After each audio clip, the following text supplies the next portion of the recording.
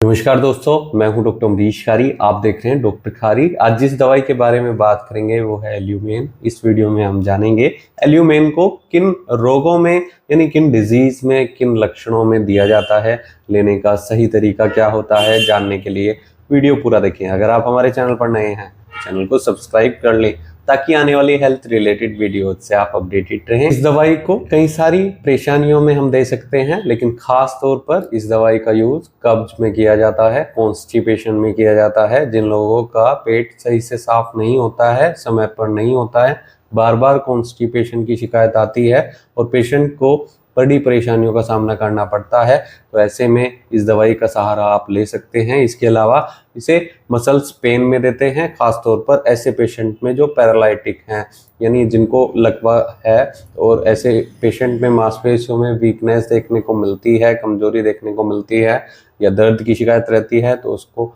ठीक करती है। इसके अलावा इस दवाई को हम थ्रोट में इन्फ्लामेशन में देते हैं। गले में अगर सूजन आई है, दर्द की शिकायत है, तो ऐसे केस में बहुत इफेक्टिव रहती है। कुछ रेस्पिरेटरी प्रॉब्लम्स में भी इस दवाई को दिया जाता है। इसके अंदर जो गुण पाया जाता है वो एंटी हेमरेजिक होता है, यानी ये दवाई हमारे शरीर से अगर ब्लीडिंग हो रही है तो उसको कंट्रोल करती है। कुछ रेक्टम से संबंधित परेशानियों में भी देते हैं, जैसे हेमोरॉइड्स में दवाई दी जा सकती है। इस दवाई को हम सिर दर्द में दे सकते हैं, वर्टिगो यानी चक्कर आने पर दे सकते हैं। चक्कर आने के साथ साथ पेशेंट को सिर दर्द भी आता है और चुभने जैसा ये दर्द होता है, प्रिकिंग टाइप का पेन होता है, तो ऐसे में इस दवाई को हम दे सकते हैं। ये दवाई ऐसे पेशेंट में भी दी जाती है जिनमें गले में इन्फ्लामेशन तो होती है, साथ ही निगलने में भी परेशानी आती है कि पेशेंट जब लिक्विड पीता है तो उसको निगलने में दिक्कत आती है, कॉन्स्ट्रिक्शन महसूस होती है, ड्राइनेस महसूस होती है। ऐसे पेशेंट में गले की ये दवाई बहुत इफेक्टिव रहती है। ये दवाई टॉन्सिलाइटिस में दी जाती है। गले में जो टॉन्सिल्स होते हैं, अगर उनमें भी इन्फ्लामेशन आई है, इन्फेक्टेड वो हो गए हैं, पेन की शिकायत है, खाने में दिक्कत आ रही है, बोलने में दिक्कत आ रही है, तो इस दवाई को हम दे सकते हैं। पेशेंट को कुछ और सिम्टम्स इसके साथ आ सकते हैं, जैसे फीवर के सिम्टम्स, खांसी के लक्षण आ सकते हैं, कमजोरी महसूस हो सकती है, तो उसमें भी मददगार टॉन्सिलाइटिस में दवाई रहती है। कोल्ड एंड कफ में भी दी जाती है, सर्दी खांसी में बहुत इफेक्टिव रहती है। गले में दर्द हो रहा है तो उसको ठीक करती है। अगर मैं कॉन्स्टिपेशन के और लक्षणों की बात करूं तो एनस में, रेक्टम में पेशेंट को इचिंग बहुत ज़्यादा होती है और ऐसे पेशेंट में देखा जाता है कि स्टूल पास आसानी से नहीं होता है, हार्डली होता है और दर्द का सामना पेशेंट को करना पड़ता है नस में, रेक्टम में, तो ये दवाई दी जा सकती है कॉन्स्टिपेशन के ऐसे पेशेंट में। तो इसके कुछ चर्म रोगों की बात करें, स्किन डिसऑर्डर्स की बात करें, तो वेरिकोज वेन में बहुत इफेक्टिव मेडिसिन ये रहती है। अगर ब्लीडिंग की समस्या है, इन्फ्लामेटरी है वेरिकोज वेन, तो ये दवाई खास तौर पर दी जाती है।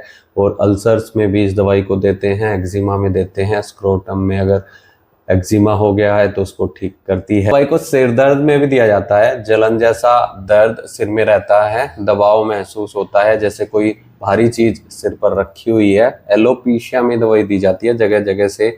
अगर एलोपीशिया में पेशेंट के बाल गिर रहे हैं, एलोपीशिया रेटा जिसे हम बोलते हैं मेडिकल टर्म में, जहां चकत्ते बन जाते हैं, गोलाकार में पेशेंट के बाल उड़ने शुरू हो जाते हैं, तो ऐसे केस में दवाई बहुत इफेक्टिव रहती है और सिर दर्द में खास तौर पर इसे हम देते हैं।